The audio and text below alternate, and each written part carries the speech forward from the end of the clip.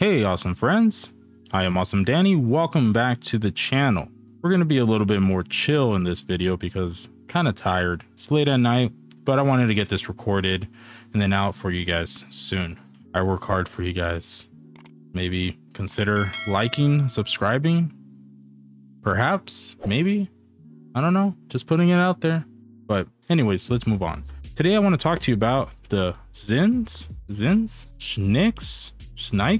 HS-01. So this was a purchase set sent over by Xinhs at a discount. They gave me, a discount. So thank you, Xinhs, for hooking us up and making this video possible. They did not ask that I say anything in particular, just said give it an honest review.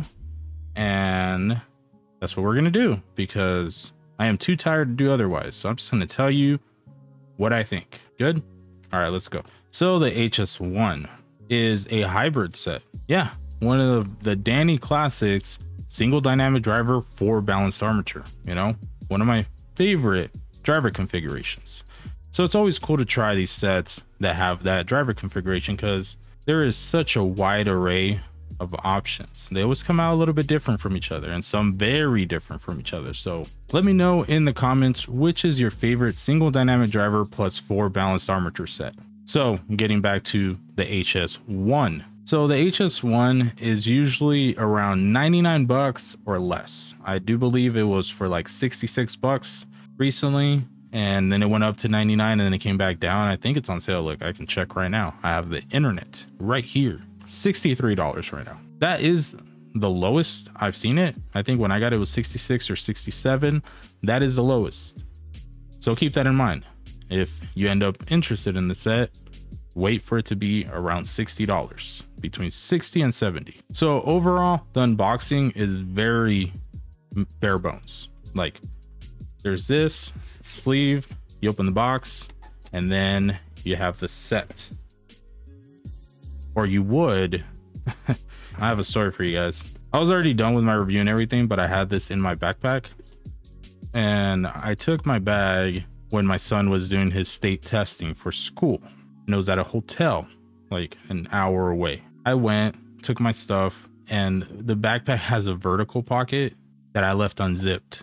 So I dropped this. I dropped the case. I had the IMs in there. I had 2 of their cables, including the one that they sent with this, which I'll get into in a second. And also dropped the Truthy or Nova, and I dropped this case of ear tips, which have some of my favorite ear tips in here. And yes, you can see that I have this still. So what happened? Well, I dropped them getting out of my car, and then I realized I dropped them, went back, and I picked up the Nova and the ear tips. I forgot I had this. So it must have been on the other side of the car. Like on the driver's side, I dropped this first, and then I went around the car and I dropped the Nova, and then I dropped the ear tips. So on the way back, I only saw the right side of the car, and I saw the Nova and I saw the ear tips. I didn't go around the car and check on the other side where this probably was.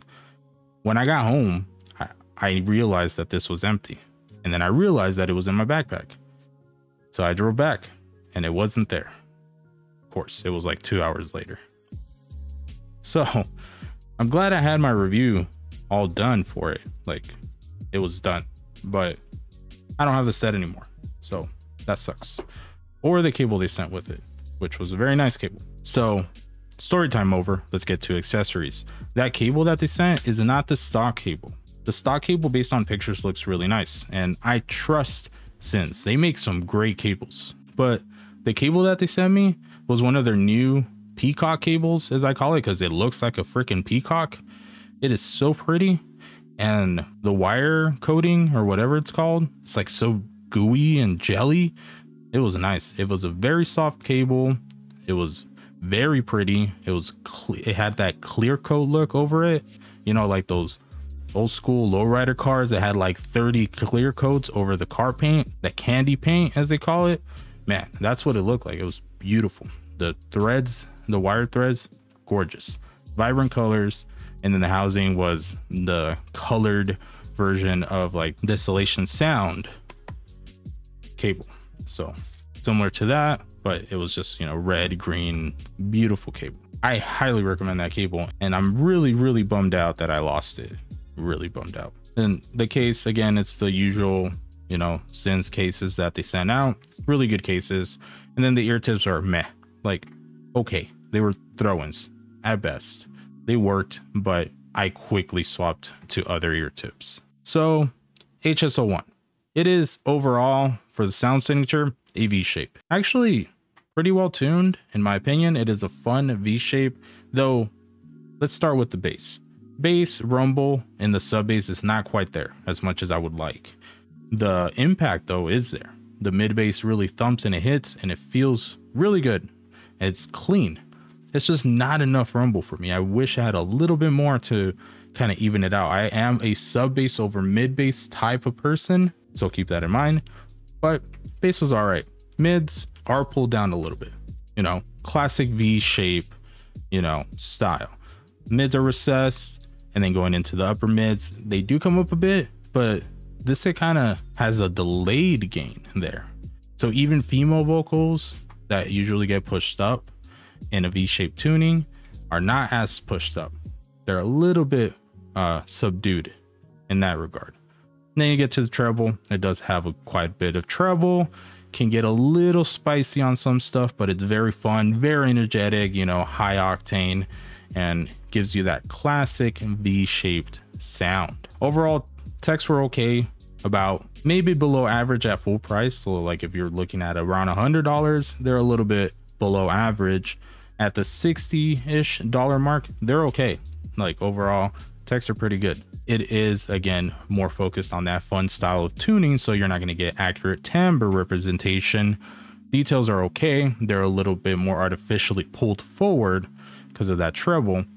But again, this was a very fun set. And if it was a little bit more sub-bass rumbly, I would have loved this set for, you know, for my usual library. Now let's compare this to my current favorite V-shaped set, which has yet to be dethroned, even though I've had it for over a year now. Can you guys guess what it is? I rarely talk about it because it is one of my comfort sets. There's a few sets, and it's funny because they're mostly all sets that one of my best friends sent me. He's the one that got me into recording these videos, and he like picked out some of his sets from his collection and he sent them to me. He's like, hey Danny, I want you to have these. They're shit, but you might enjoy them. And I was like, okay. I mean, I have two things. I had like a Warner and a Performer 5, and I'm like, I'll take whatever, you know, anything to get started. And he sent over the OH10, he sent over the P1 Max, he sent over the Variations, the T, a few other things. Bravery AE, which is a great set also. OH10, still reigning champ. But let's compare here. So overall, on the bass, you get a little bit more of that movement, a little bit more of that visceral feeling on the OH10. It is not as clean as on the HS-01. Man, these names, dude. We're gonna have to start picking like code names for the sets we're reviewing at the beginning of the video. That way it's easier for me.